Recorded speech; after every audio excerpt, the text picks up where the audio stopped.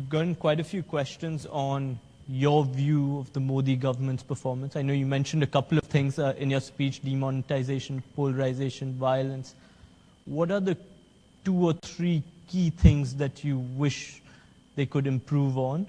And maybe the second part, what are 1 or 2 things that you think the government's actually doing well? See,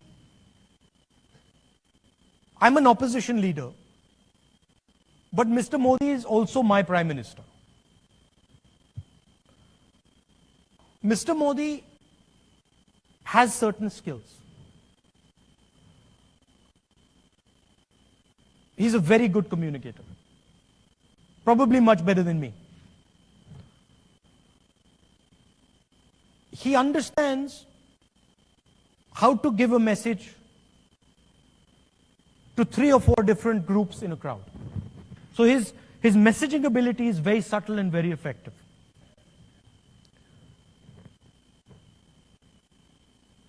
What I sense, and this is something that actually would be very good if it happened. What I sense is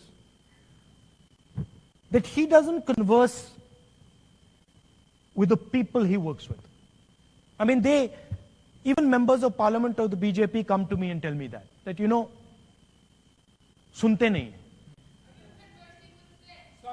Yeah. No, please, no, please. This is not free speech if you're controlling what she asks.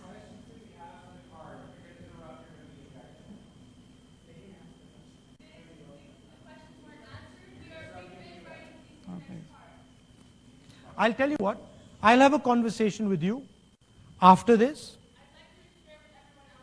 After that you can share it with them, but I'll happily have a conversation. Please go ahead.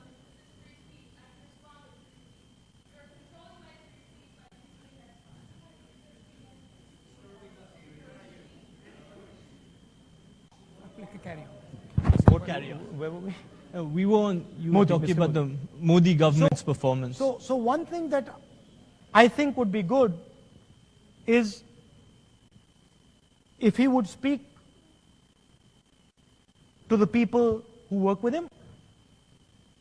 I mean, there's a lot of information that the opposition, for example, has. And he's not really interested in that input. So that's one aspect of it. On what they've done well, what I like the concept of Make in India.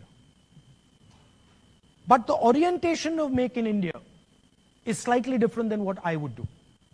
So the orientation of Make in India is big business, and a lot of it is defense.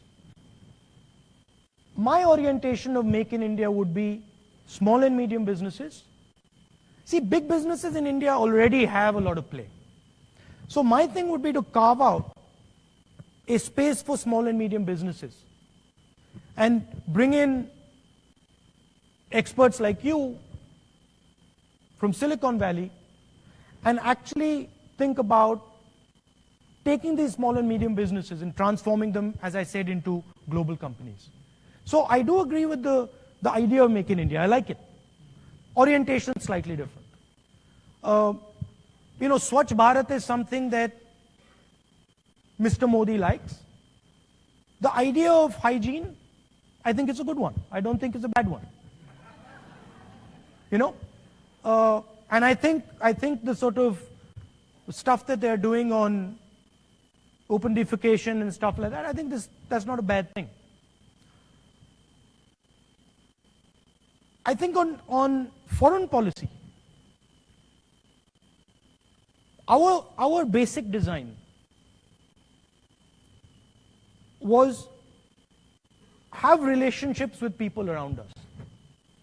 So we, of course, have a solid relationship with the United States that's only going to get better. And we accept that India and the United States are going to get closer. But we had a relationship with Russia. We had a certain relationship with Iran. So that balance.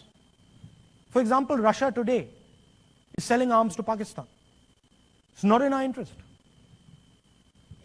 They've never done it before. I mean, there are reports that the Russians are dealing with the Taliban. Unimaginable 10, 15 years ago. So, whereas I completely agree with their positioning as far as the US is concerned, I think they're making India vulnerable. Because if you look at Nepal, the Chinese are in there. If you look at Burma, the Chinese are there. If you look at Sri Lanka, the Chinese are there. If you look at Maldives, the Chinese are there. And in a lot of these places, these are tactical mistakes. Nepal was a tactical mistake. You know, the blockade, there's a tactical mistake. You basically lost Nepal because you made a tactical mistake. So my disagreement in the basic direction, my agreement in the basic direction, I agree.